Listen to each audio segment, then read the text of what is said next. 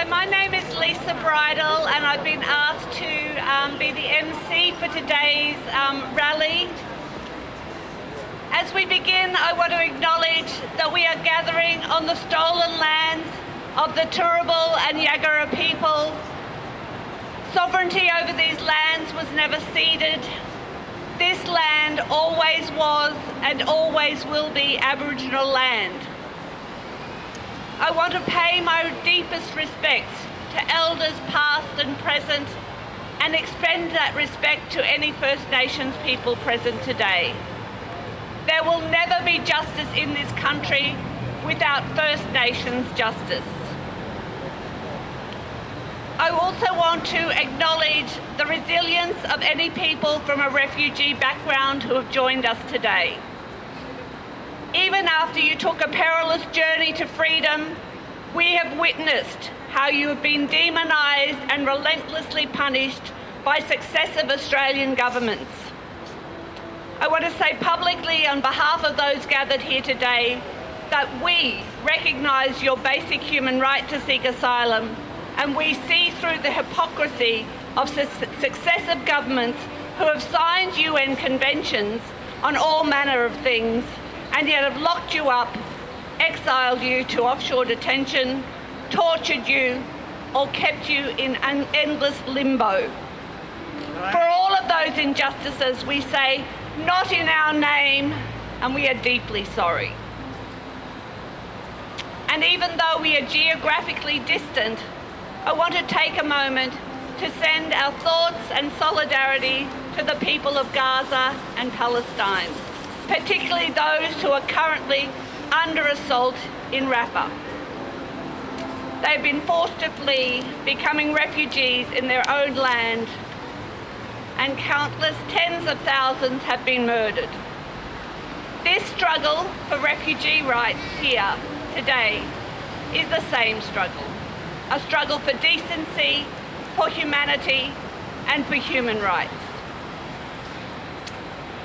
So we are here today because the Labor Party, a party that promised a more humane approach to refugees, this was the spin at least, has again sold refugees out.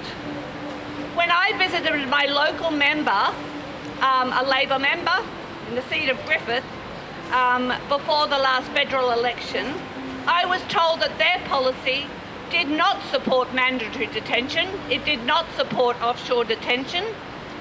If you care about refugees, trust us, elect us. We can't do anything from opposition to arrest Dutton's cruelty and bastardry. So while personally I'd heard enough of that spin over the years to not believe it, I know that many of refugees' friends rode the wave of hope with that election, the hope at a Labor or electoral victory, and then to abject disappointment.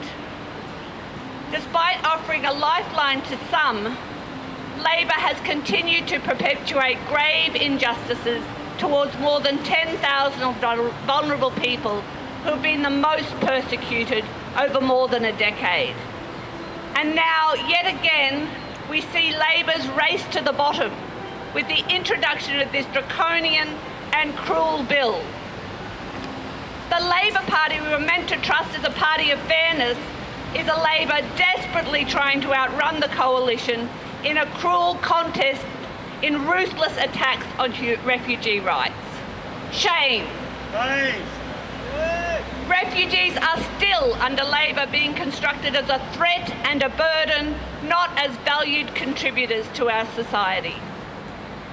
The proposed Entry and Deportation Bill, the Migration Amendment, Removal and Other Measures Bill, insists that refugees cooperate with their own deportation back to situations that force them to flee in the first place or be locked up. It's forcing them back to situations that are literally death-making. In a desperate and cynical attempt to hold on to psychological torture as a key move in their playbook against refugees, and to avoid judicial decisions unfavourable to their persecution of refugees, this is the rulings against indefinite detention, we see the Labor Party sink even further into immorality. So this supposed difficulty of sending people back to where they came from has been a thorn on the side of our governments, an inconvenient halting to their cruelty. But if passed, these laws will break up families and send victims of past failed refugee practices, such as the fast-track system, back to situations of immense risk. So others will talk about this more fully, but I understand that these laws could apply not just to those currently locked up in detention or on community detention, but to bridging visa holders, including 10,000 asylum seekers rejected under the Coalition's fast-track system, a system that the Labor Party promised to overturn. The bill would impose a jail sentence of up to 5 years and a fine of $93,000 if refugees fail to cooperate. It also gives government powers to impose an entry ban on anyone from a removal concerned country, such as Iran, that does not accept forced deportations. This entry ban is steeped in racism, and it is, for many friends whose visa situation remains unresolved, it means they lose any hope of seeing their mothers and fathers, brothers and sisters again.